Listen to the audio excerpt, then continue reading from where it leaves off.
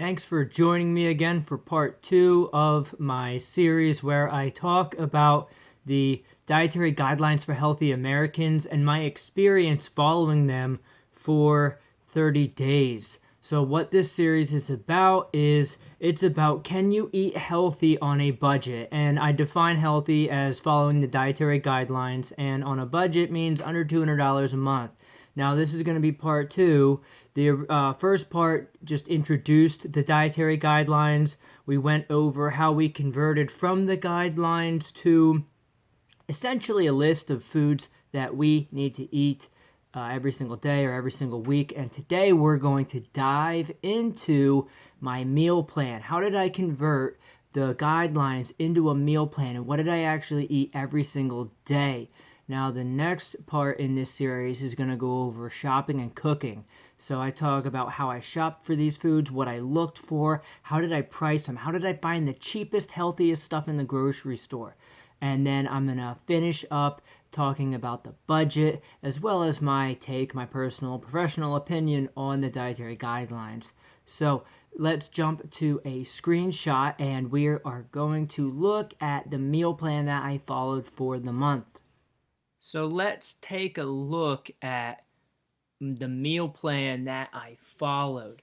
Now, this is picking up where part 1 left off. In part 1, we talked about the dietary guidelines. We looked at the conversion chart that you need to convert the dietary guideline meal plan to actual food amounts. So for me, I'm a male, 32 years old, so I fall under the 2,600 calorie per day meal plan, and I picked a vegetarian one. They also have a regular one and a Mediterranean one. And I go down here and I look at all the different food groups. I don't know why this is lagging right now. Here we go. All these different food groups, and I transpose them over to this document. Now, if you watch part 1, you'll notice that this document is slightly different. I updated this so that it's easier for you guys to read. So let's review what I actually ate. And this is going to be the vegetarian meal plan, 2,600 calories. So the food group, we have fruit. You can go over here and it says fruit 2-cup equivalent. So I need 2-cup equivalents per day. And then I went over to this and it says for fruit, I don't drink juice really. So it's mostly just fresh fruit and dried fruit. But for the meal plan, we're just going to do fresh fruit. So 1 cup fresh or half a cup dried fruit is considered 1 cup equivalent. So I just need 2 cups fresh per day. So for the meal plan, I just did 2 fruits daily. For your grains, I need 9.5 ounce equivalents per day. And the conversion chart, well, it also says half whole, half refined, meaning half whole grains, whole wheat pasta, brown rice, whole wheat tortillas, that kind of thing, and half refined, meaning white flour, junk food. So for me, I just did all 9.5 ounce equivalents as whole grains. The conversion chart says 1 slice of bread or half a cup cooked grains is considered 1 ounce. So what I did was 4.75, and some of these numbers, they're kind of weird. They don't always line up really well, but these are the best estimates I can give you. So that we can get the budget as close to $200 a month as possible. So 4 3/4 cups cooked grains daily. And for me, I really like oatmeal and rice, and they're pretty cheap. So I did, well, this isn't particularly accurate. I did oatmeal here. We're going to go ahead and delete this. I did 1.5 cups of oatmeal. And I did 3.25 cups brown rice. So for breakfast, 1.5 cups cooked oatmeal. For lunch, 1.5 cups cooked rice. And for dinner, I did 1 3/4 cup cooked brown rice. And that gives me 9.5 ounce equivalents per day. And when we look at the budget, you'll realize why I picked the foods I picked. I'm picking the cheapest foods available because I want to see how cheaply we can follow a healthy diet. So just keep that in mind. At the end, you'll notice there's a little bit of room left in the budget, and that's where you can make the personal choice to choose maybe some pasta or tortillas or quinoa instead of rice and oatmeal. But my mission here is, how cheap can I actually eat healthy? The next food group is dairy. I completely omit dairy because I'm vegan, so I don't include any dairy, but it will be included in the budget at the end for those folks that do drink milk or have yogurt or cheese. That way, we're accounting for that in the budget. For protein foods, I need 4.5-ounce equivalents. So again, I just go here and I go down to protein. This is lagging a little bit. And the 4.5-ounce equivalents.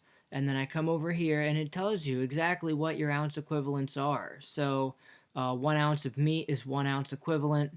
Half a portion of black beans is 2 ounce equivalents. One ounce of nuts is 2 ounce equivalents. So I need 4.5-ounce equivalents per day. Now there's subgroups, and this is the first group that we see where there's subgroups. You need eggs, beans, soy, and nuts and seeds. But for me, again, I omit eggs. Now eggs will be included in the budget, but for my meal plan, they're not included here on this sheet here. So for beans, the best thing to do for beans is to actually scroll right down. It tells you, because beans can count as a vegetable or as a protein, but not both. And you need to include beans here because it's part of the protein group. And you need to include beans as part of the vegetable group. So to make things simple for you, they just say, this is how many beans you need, and this is the total of the beans per week for your protein and as a vegetable. So for me, I need 9-ounce equivalents of beans, or 2.5 cup equivalent of beans per week as a protein.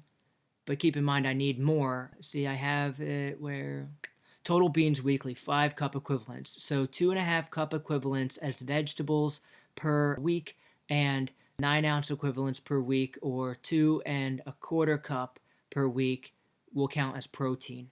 So I need beans. You need soy, 10-ounce equivalents of soy per week, and nuts and seeds. So for me, I did peanut butter to count as the nuts and seeds, because nuts and seeds are expensive, but peanut butter is pretty cheap, and I like peanut butter. It goes with everything. For lunch, I did beans because beans are really good. They actually help regulate your blood sugars. They feed the good gut bacteria. They're high in protein. A lot of benefits to eating beans. So I include them with my lunch. And then for dinner, I have some tofu, which will count as the soy. And the tofu is important because for people that want to reduce their risk for breast cancer, tofu has been shown to help with that. For me, I did peanut butter, beans, and tofu. Now the total is a little bit higher than the 4.5, but that's because I rounded up for some of these.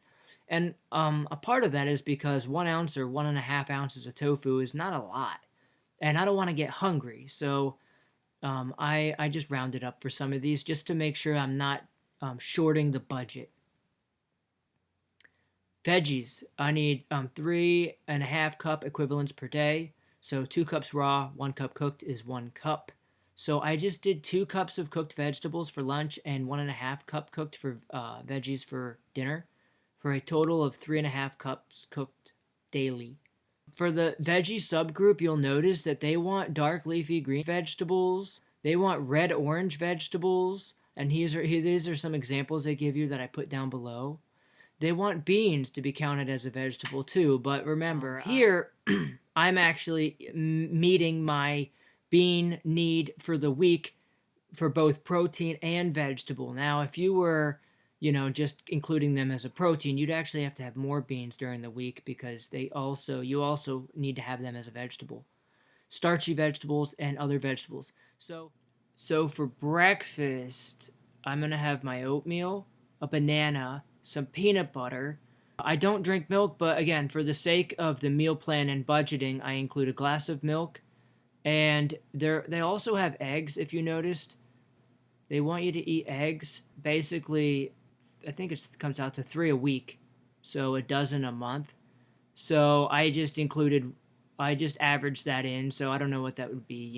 Having it one egg every other day.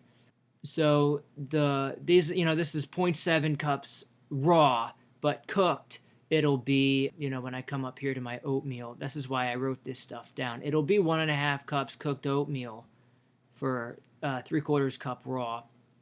But since I'm buying it raw, this is part of the budget. So that's why I'm calculating all of these as raw, not cooked, because I'm buying them raw and it just makes it easier to price it all out. But my breakfast is oatmeal, banana with peanut butter, milk, and egg.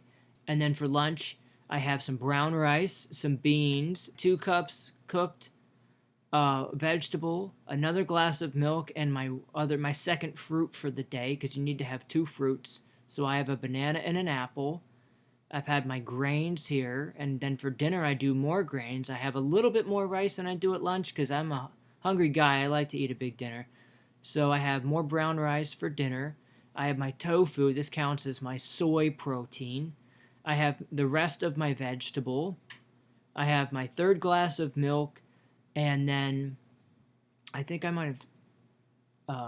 So those were the vegetable subgroups. They also have oils, sugar, less than 10% of calories from sugar, less than 10% total calories from saturated fat, no alcohol, and limiting caffeine. So part of the budget, I'm including oils and sugar because it is part of their meal plan here, isn't it? Yeah, so in oils and sugar. So I'm including that as part of the meal plan that we see over here because I want the budget to reflect the dietary guidelines as closely as possible. And I also know that I'm not going to go a whole month without any sugar or any oil at all. And I don't want this to be torture. I want to enjoy it as well. So that's why they're included there. And I have Oreos because I love Oreos. So that's going to conclude this video. If you want to check out part 1, actually, you should have checked out part 1 already. But go back and check out part 1. It'll go over the dietary guidelines in detail. And then the next part, I'm going to actually show what I bought at the grocery store, how I looked for the cheapest prices, and what did I actually bring home and make for meals. Thanks for watching.